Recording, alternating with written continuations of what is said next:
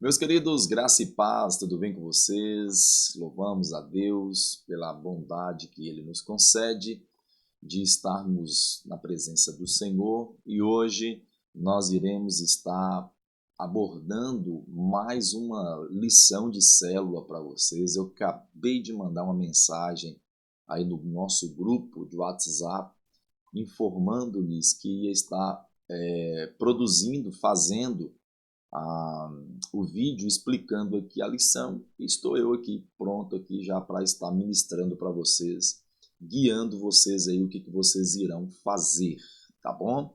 Então vamos lá. Nós estamos com a lição que é Igreja e Religião, como vocês estão vendo aí na tela, certo? E a lição de número 2, essa é a nossa lição de número 2 que vamos estar abordando hoje. E a nossa temática é essa aqui, ó. Qual é a igreja verdadeira? Lembrando que na terça-feira passada nós falamos sobre se todas as religiões levavam a Deus. Nós respondemos para os irmãos, através da lição, dizemos que não são todas as religiões que levam a Deus. Somente o cristianismo, somente Jesus Cristo, ok? Entendido essa parte, nós precisamos agora entender sobre qual é a igreja verdadeira que nós devemos prosseguir. Já que somente o caminho cristão, o cristianismo, Cristo é que leva aos céus, precisamos agora entender qual é, então, a igreja verdadeira e é isso que nós vamos responder nessa lição de hoje, ok? Então vamos lá. O texto base que nós iremos utilizar é Mateus capítulo 16, versículo de número 18, que já está na tela aí, e é inclusive um texto muito conhecido. Mateus 16, 18 diz assim: E eu digo que você é Pedro. Minha tradução é um pouco diferente, tá bom? Mas diz assim: E eu digo que você é Pedro. Jesus está falando. E sobre esta pedra edificarei a minha igreja, e as portas do inferno não poderão vencê-la. Certo? Então, esse é o nosso texto base, o texto que vocês vão utilizar, ok? Faça uma pequena oração, apresentando então a sua pregação, a sua ministração, pedindo ajuda ao Espírito Santo de Deus para que você possa, com a ajuda dele, desempenhar aí uma ótima aula, ministrar uma ótima aula, ok? Depois de orar, você vai então fazer a leitura da introdução. Eu vejo muito importante fazer essa leitura, tá bom? Se você conseguir explicar essa introdução sem a necessidade de ler, seria muito bom mesmo. Porque eu peço aos irmãos que evite ficar fazendo leitura, porque o ato de ficar fazendo leitura muitas vezes quebra o dinamismo da sua aula, da sua didática. Então, faça o mínimo de leitura possível. Veja que essa introdução que eu fiz aqui, que eu mesmo criei, ela ficou bem longa, bem extensa. Mas eu coloquei bem longa, bem extensa, para você ter entendimento do que eu estou querendo falar. Então, se você absorver o que eu quero falar nessa introdução, você nem precisa fazer a leitura, porque, como eu já disse, ela ficou bem extensa e acaba criando aí um incômodo aos irmãos. Então, o que você vai fazer? Você vai ouvir a minha leitura, você vai acompanhar a leitura, fazendo a leitura. Então, você vai ler e ouvir ao mesmo tempo. Você vai ouvir a explicação. Se você quiser rabiscar a sua folha aí com algumas informações que eu vou verbalizar, isso é muito bom.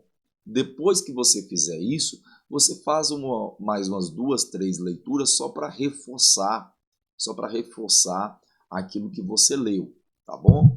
Mas eu peço encarecidamente que vocês não fiquem fazendo leitura, porque acaba se tornando um pouco chato a ministração, tá bom? Eu vou beber um pouco de água aqui, que ontem eu preguei 2 vezes e eu tô com a garganta um pouco meio dolorida, sentindo um peso nela, tá bom? Então você vai ver eu bebendo água aqui de vez em quando, só para aí ficar mais fácil para ensinar para vocês, tá bom?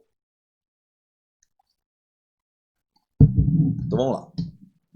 Vamos fazer a leitura e ouça com bastante cuidado. Eu escrevi assim: hoje iremos falar sobre a igreja verdadeira. E para iniciarmos esse estudo, nós lemos como introdução o livro de Mateus, capítulo 16, versículo 18.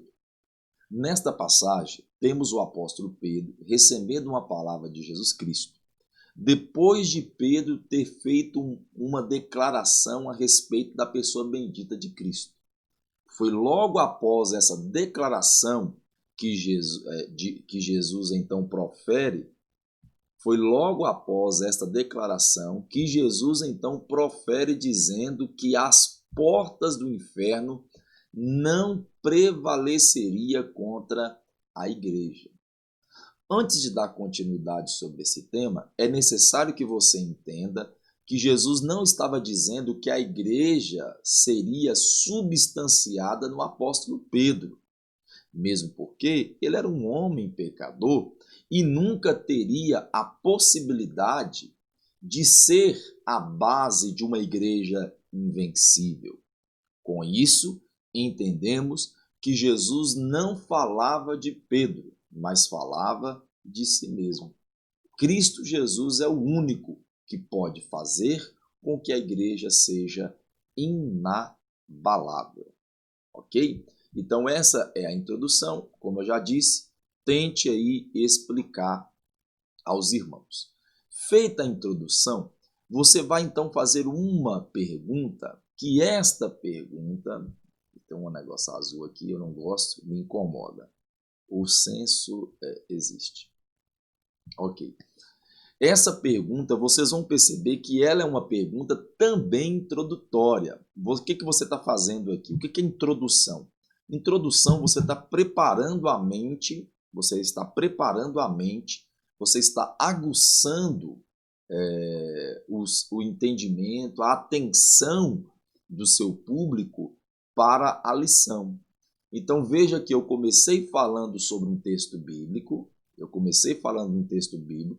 onde Jesus vai declarar que a sua igreja não seria derrotada, que os portões do inferno não prevaleceria contra ela. Ou seja, a igreja ela é invencível. Mas ela só é invencível quando ela é uma igreja verdadeira. Se ela não for uma igreja verdadeira, ela não pode ser invencível. Ok? Ok? Então, nessa primeira pergunta, você vai perceber que é também uma pergunta introdutória. Veja bem, a pergunta que você vai fazer e que eu quero que você instigue as pessoas aqui é essa aqui, ó. Quantas igrejas existem hoje no Brasil? Queridos, pergunte a ele, quanto vocês acham que tem? Tem 1 milhão? Tem 10 mil? Tem 1.000 igrejas? Quantas igrejas você acha que tem? Por exemplo, eu vou dar um exemplo aqui para vocês.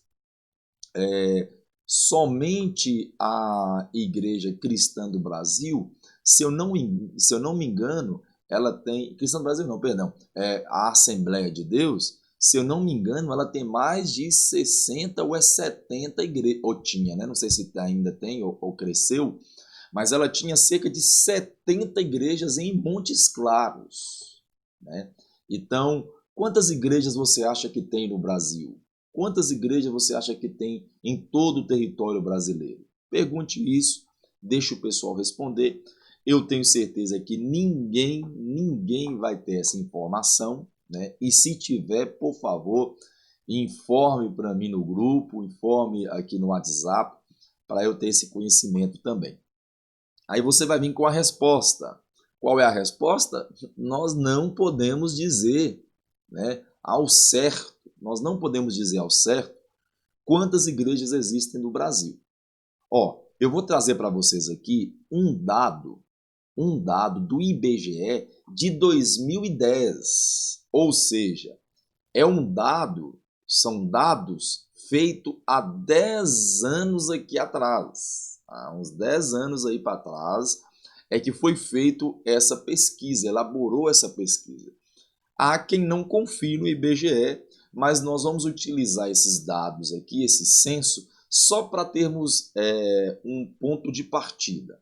Veja bem, o IBGE de 2010 vai dizer que existem cerca de 42,3 milhões de evangélicos. Eu já tive informações que hoje nós somos mais de 60 milhões, né? Inclusive eu vi numa pregação do pastor Paulo Júnior e ele informando que hoje nós somos mais de 60 milhões. Mas o nosso ponto de partida vai ser o IBGE, tá bom? O nosso ponto de partida vai ser o IBGE, só para nós termos uma ideia aqui de quantas igrejas possuem. Então vamos lá. O IBGE 2010 diz que tem cerca de 42,3 milhões de evangélicos no Brasil, isso em 2010. Nessa mesma pesquisa, eles elaboraram que do ano de 2000 até o ano de 2010, teve um aumento de 61% de evangélicos no Brasil. 61% de evangélicos no Brasil. Então veja que é de 2000 até 2010. Em 10 anos, houve um aumento de 25 milhões de evangélicos. Se nós colocarmos esta mesma proporção de 2010 a 2020, nós chegaríamos então num número de 65 milhões de evangélicos, né? Então, veja que hoje nós somos em torno disso, 60 a 65 milhões de evangélicos. Agora, esse dado aqui é importante. Estima-se que foram abertos cerca de 14 mil igrejas por ano. Por ano. Então, veja que é praticamente impossível dizer para vocês quantas igrejas existem hoje no Brasil. O que podemos concluir com um censo, com um dado de 2010, há 10 anos atrás, o que nós podemos concluir é o quê? É que existe, sim, milhares e milhares, aqui ó, deixa eu continuar a leitura aqui, existe milhares e milhares de igrejas e denominações por todo o território brasileiro. Nós podemos falar quantas igrejas tem? Não podemos. Mas podemos então concluir e dizer com muita tranquilidade, podemos dizer com muita tranquilidade que existe milhares delas espalhadas por todo o território brasileiro. Ok, pessoal? Inclusive, essas igrejas, elas são de vários estilos. São igrejas de vários estilos. Nós temos as igrejas tradicionais, nós temos as igrejas pentecostais, nós temos igreja liberal, nós temos igreja conservadora, nós temos igreja jovem, igreja velha, que são chamadas históricas, nós temos igreja do sufista, igreja do empresário, igreja para criança, enfim. Nós temos aí um monte de igrejas sendo abertas por todo o território brasileiro. Ok? Então esse é um dado, é a primeira pergunta, que na realidade é uma introdução que você está fazendo aí. Aí nós chegamos no cerne da nossa lição, que é a pergunta número 2. Com tantas igrejas assim, como saber qual é a verdadeira? Né? É uma pergunta pertinente, não é verdade? Com tantas igrejas que existem hoje em Montes Claros, no Brasil, como saber então qual igreja ela é verdadeira? Pois somente a verdadeira que é invencível. Somente a verdadeira igreja é que foi substanciada em Cristo. Somente a igreja verdadeira tem a promessa de Cristo, tem a presença de Cristo. Então, peraí, pastor. Como eu devo saber o que a igreja deve ter, possuir, fazer, crer, para que ela possa ser chamada de igreja verdadeira?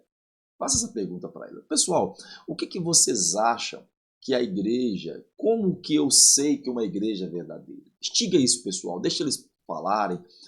Fulano, o que você acha que uma igreja tem que ter para ela ser uma igreja verdadeira? Ciclano, o que você acha que a igreja precisa fazer, ou crer, ou realizar, ou falar para que ela possa ser chamada de uma igreja verdadeira, uma igreja invencível? Instiga isso, pessoal, deixa eles participarem.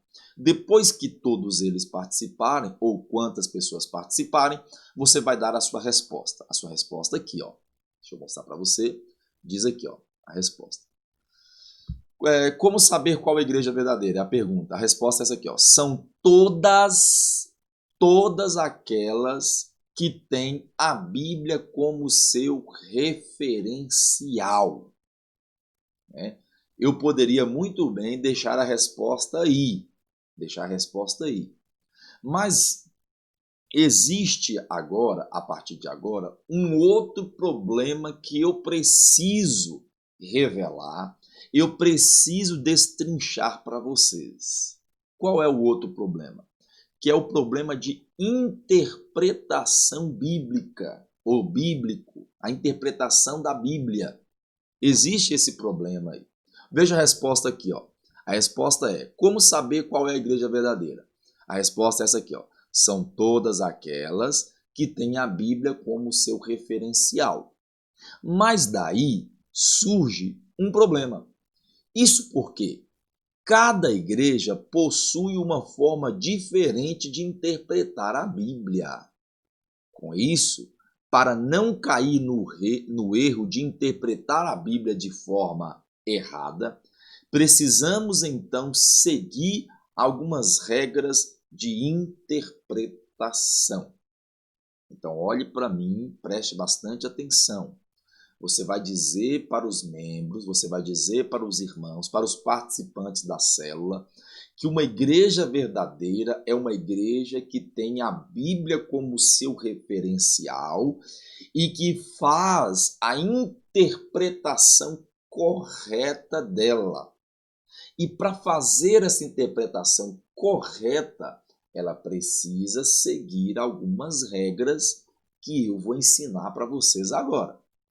É interessante que isso não é somente o pastor que tem que obedecer essas regras. Todo membro precisa ter essas regras em mente para ler a Bíblia com maior exatidão, com maior precisão. Ok?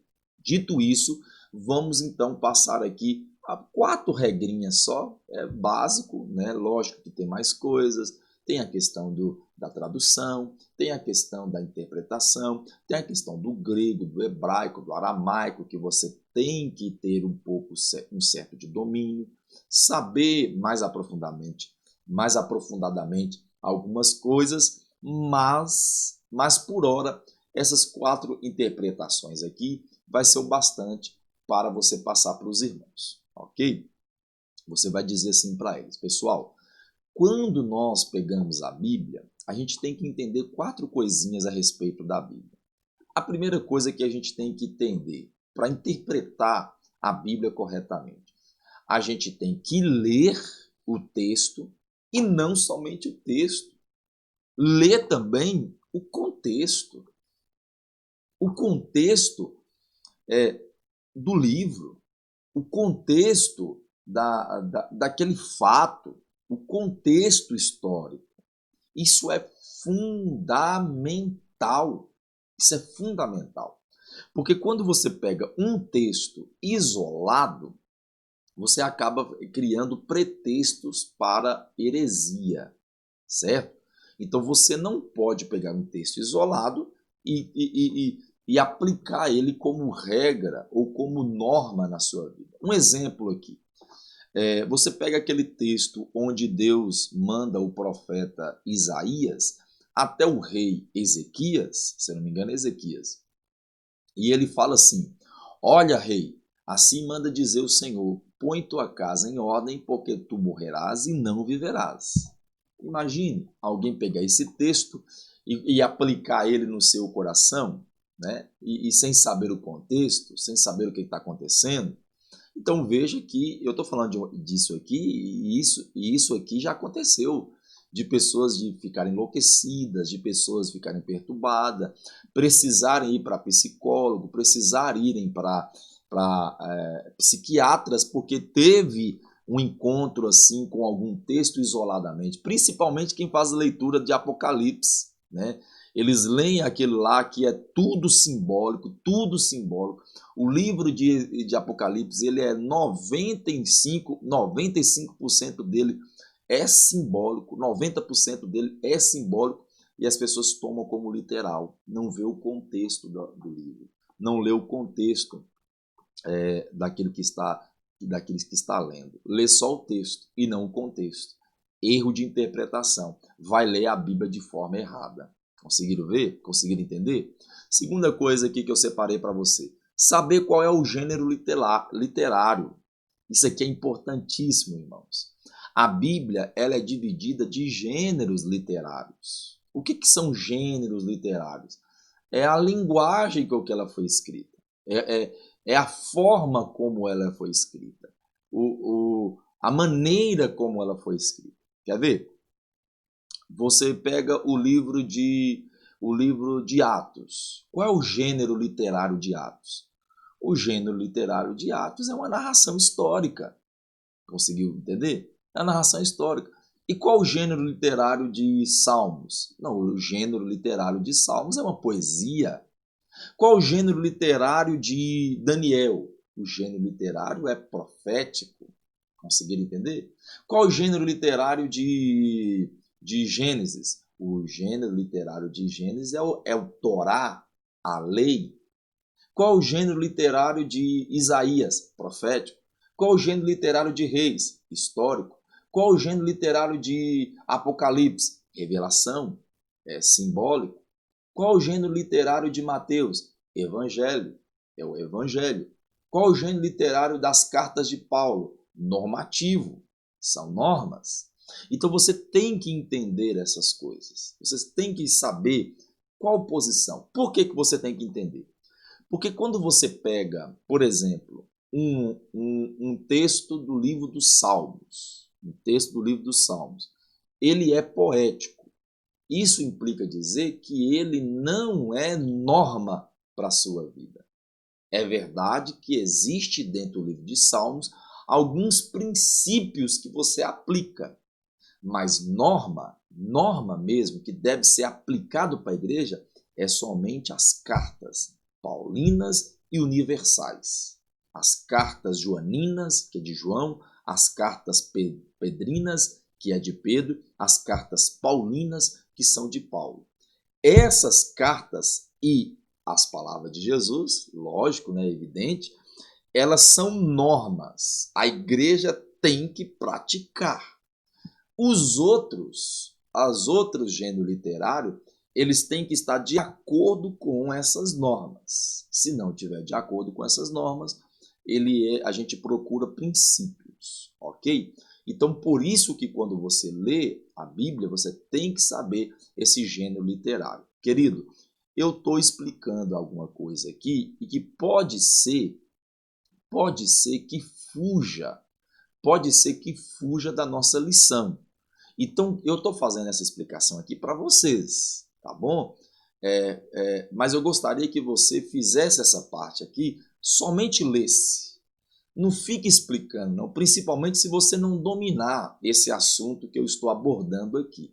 Se você não dominar, não insista aqui. Simplesmente leia, tá? Eu estou fazendo essa explicação que pode ser que alguém levante o dedo e fale assim, ô Beth, ô Magela, ô Hudson, deixa eu te perguntar, o que é gênero literário? O que significa isso? Como que se descobre isso? Então, se alguém lhe perguntar, vocês já sabem, né, mais ou menos o que é. Então, eu já tô fazendo a explicação aqui para vocês, já antevendo uma pergunta difícil, tá bom?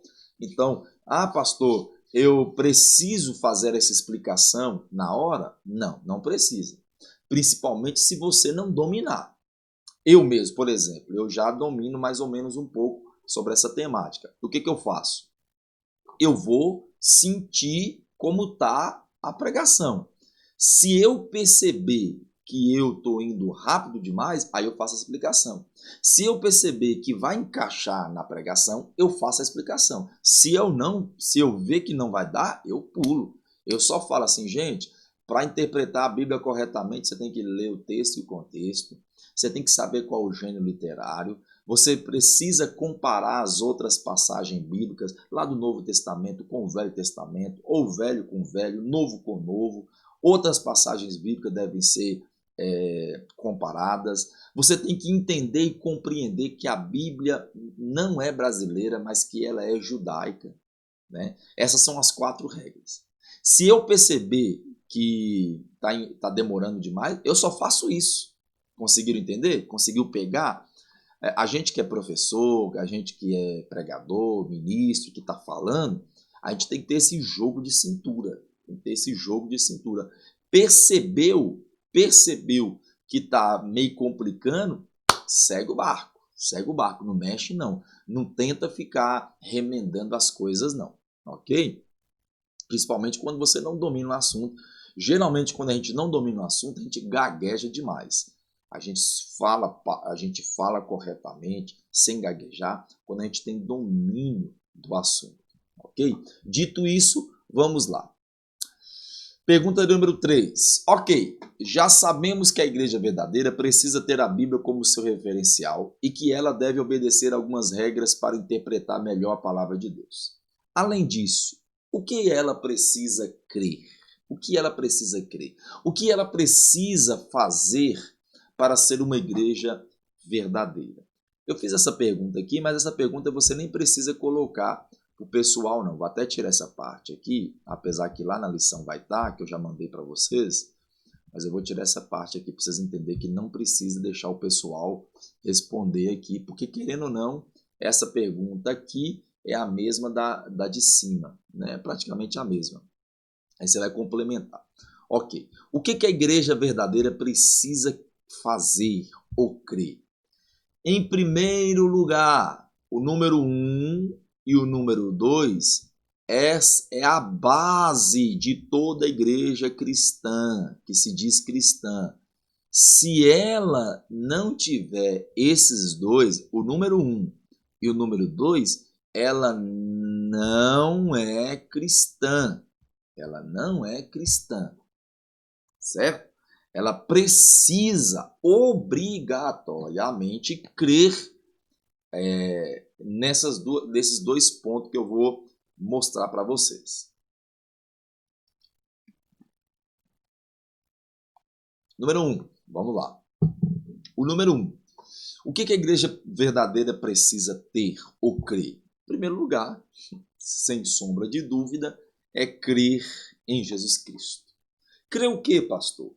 Crer que ele veio de Deus, se encarnou, que ele nasceu de uma mulher virgem, a nossa querida irmã Maria. Crer que ele morreu na cruz por nossos pecados, apesar de não ter pecado nenhum, ele morreu em nosso lugar, ele morreu em nosso favor, ele recebeu a ira que era sobre nós, ele recebeu sobre ele e nos concedeu paz com Deus.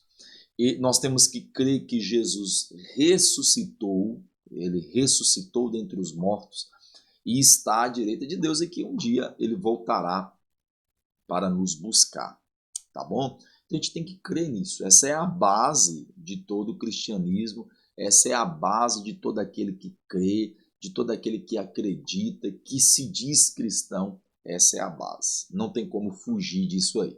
Segundo lugar, ele tem que crer que a salvação nos é dada gratuitamente mediante a fé. Mediante a fé. É mediante a fé que nós recebemos a salvação. Não é por obras, não é por obras. Terça-feira passada nós falamos isso aí com mais propriedade, né? Nós falamos sobre as religiões que creem na salvação através de obras. Nós não. Nós cremos a salvação através da fé em Cristo. Eu não preciso fazer obra nenhuma, basta eu crer. Eu faço obra porque eu fui salvo. Eu faço obra porque Cristo me salvou. Ele me constrange com o seu amor e por conta disso eu quero praticar coisas boas ou boas obras para glorificar o nome dele. Mas isso não quer dizer que eu vou ser salvo por aquilo que eu estou fazendo. Isso quer dizer que eu já sou salvo por aquilo que Cristo fez na cruz do Calvário. Ok? Então, nós cremos que a salvação é mediante a graça de Deus. Vamos continuar aqui.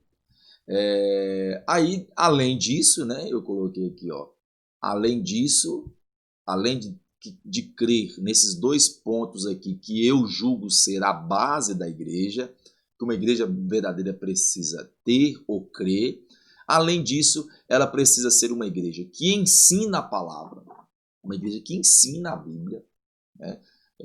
Uma igreja que não ensina a Bíblia, ela acaba fazendo o quê? Ela faz ela aliena, ela acaba alienando a memória, a mente e a consciência dos irmãos, entendeu?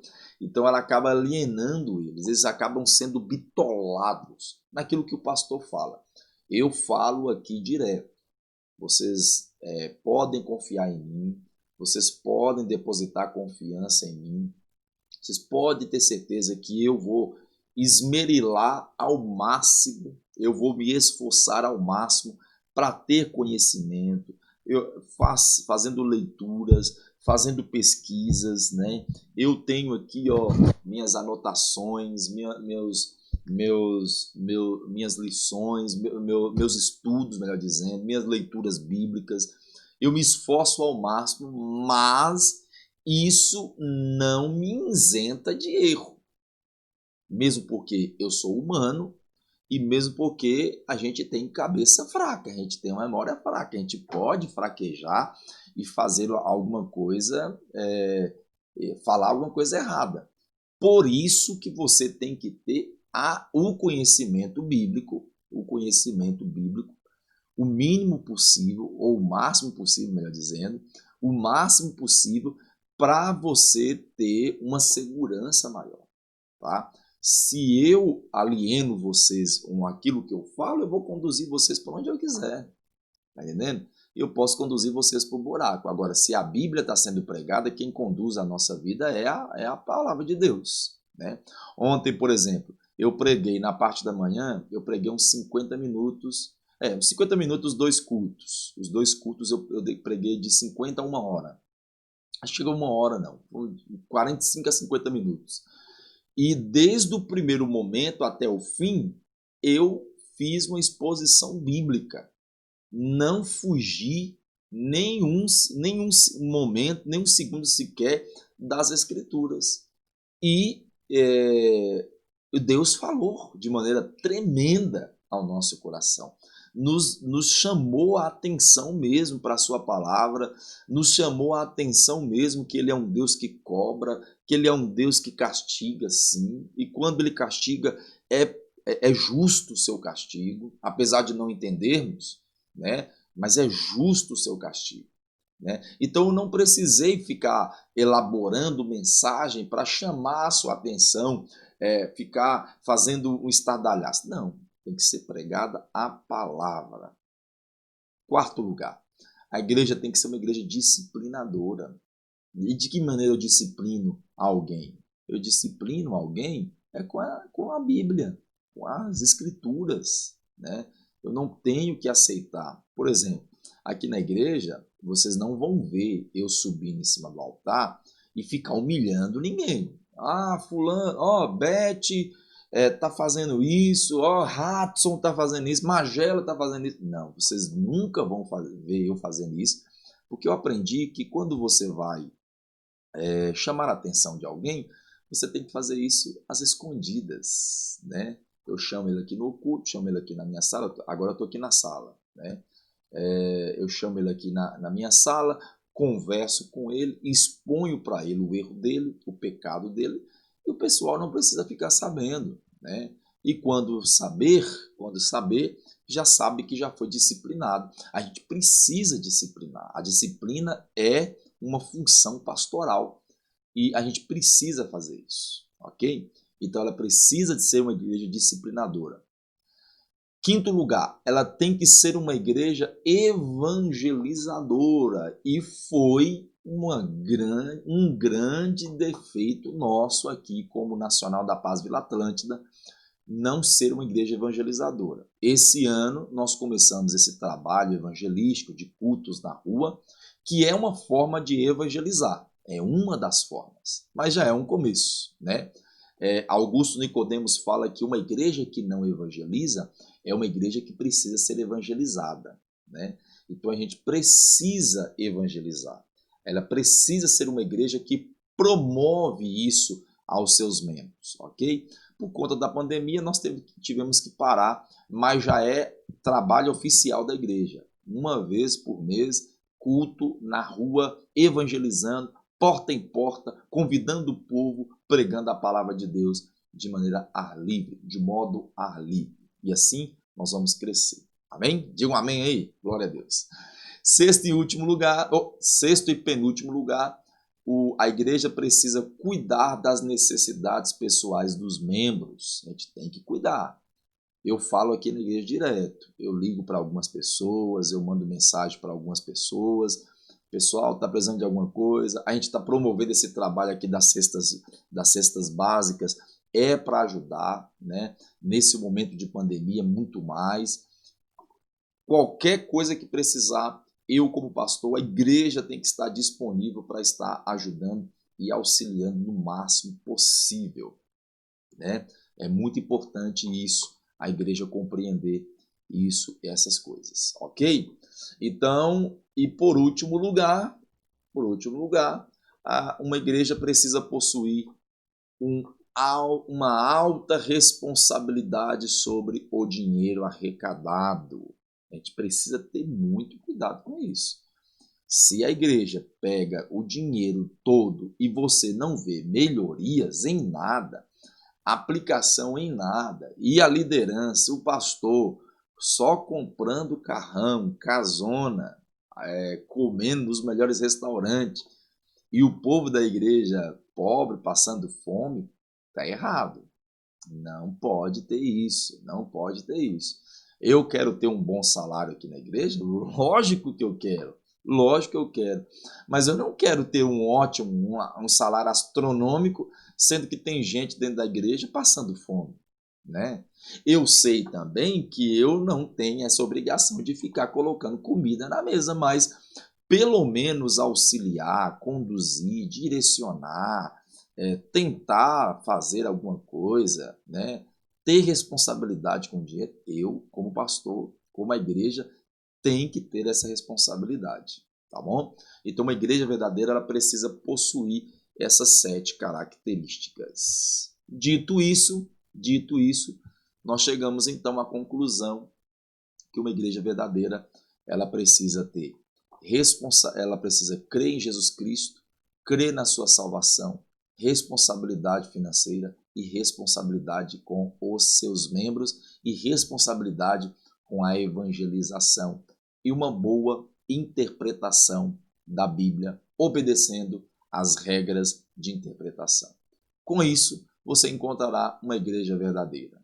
Detalhe, você encontrará uma igreja verdadeira. Vou repetir. Você encontrará uma igreja verdadeira. Você não encontrará uma igreja perfeita, que é muito diferente. Muito diferente.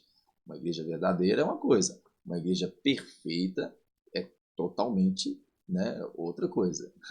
Então, fica aí só um alerta aos irmãos. Vamos lá para a aplicação? Que eu já demorei demais, né? Vamos lá. Aplicações. Primeira aplicação. A igreja é uma instituição criada por Deus e, por isso, todos os seus membros possuem a responsabilidade de cuidá-la e honrá-la, sabendo que essa é a vontade de Deus. Se você é membro de uma igreja verdadeira, querido, você tem a obrigação de cuidar dela. Você tem a obrigação de honrar ela. Por quê? Porque essa é a vontade de Deus para a sua vida. Que você ame o lugar que Deus te colocou. Se Deus te colocou na Igreja Nacional da Paz, então ame ela, cuide dela, participe dos trabalhos. Se você pode ser dizimista, né, seja dizimista. Se você pode ofertar, oferte. Se você pode comprar alguma coisa, compre na cantina, né, para ajudar aqui os nossos trabalhos. Se você pode exercer alguma coisa, eu vi uma lâmpada queimada ali, eu sou eletricista, querido, o que é que você custa você vir aí 1 hora, 2 horas no final de semana e auxiliar aqui nesses fios que estão necessitados de conserto, reparo? Eu sou uma mulher habilidosa em decoração. Quem sabe você vem aqui e ajuda na decoração. Você tem que amar a igreja, cuidar dela, honrar ela. Alguém está difamando? Defenda ela, porque essa é a vontade de Deus para a sua vida. Segundo lugar, não podemos entender que uma igreja só se torna verdadeira quando somente a liderança é que crê em Jesus Cristo.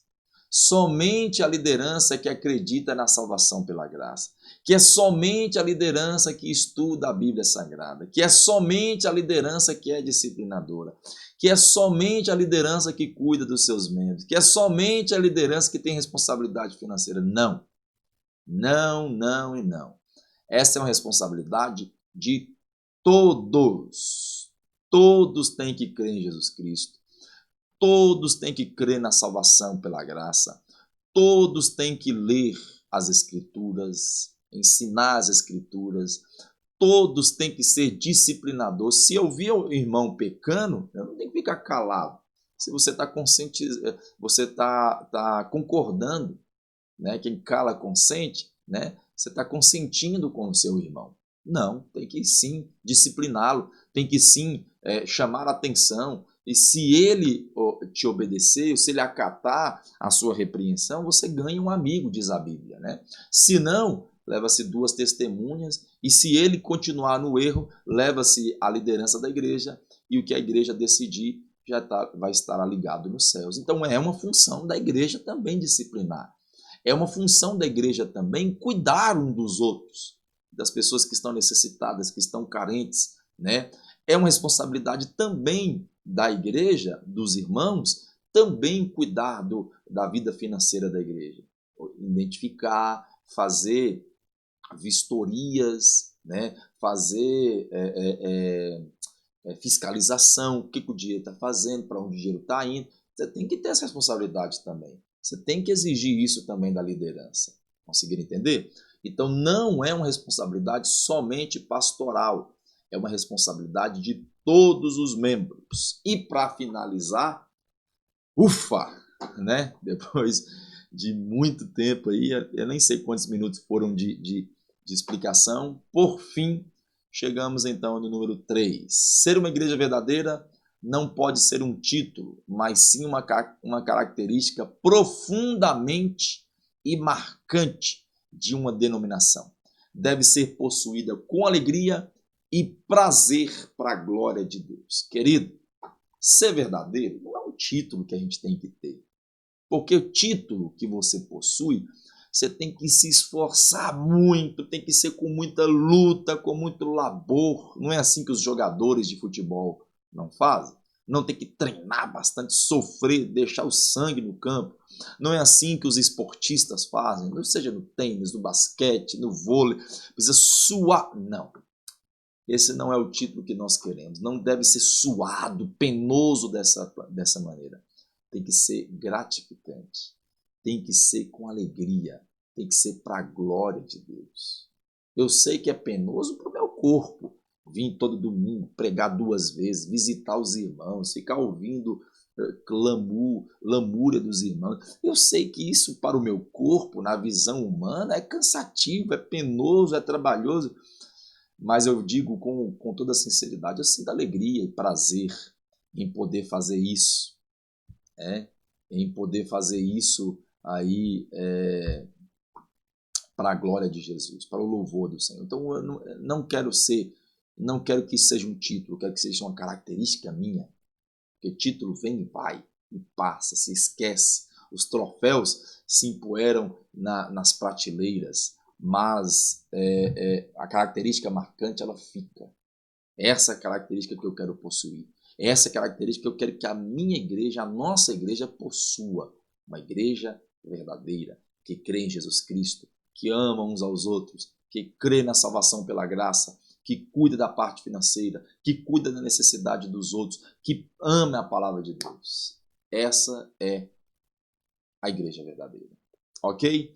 Meus queridos, Deus abençoe vocês. Deixa eu orar por vocês. Amém? Feche os olhos. Senhor Deus, te louvo, te agradeço pela tua bondade e misericórdia, ó Deus, por nos conceder esse privilégio de podermos, ó Pai amado, aprender mais do Senhor. Abençoe os meus irmãos, as minhas irmãs, que vão ensinar, aplicar essa lição à igreja. Abençoe eles, ó Pai, dê capacidade para eles, vigor para eles, para que eles possam desempenhar um ótimo papel, tudo para a tua glória. Em nome de Jesus, nós oramos e pedimos em nome do Senhor. Amém e amém. Queridos, um forte abraço. Qualquer dificuldade, problema, estou à disposição de todos vocês, tá bom? Forte abraço, fique com Deus, até a próxima. Tchau, tchau, se Deus quiser.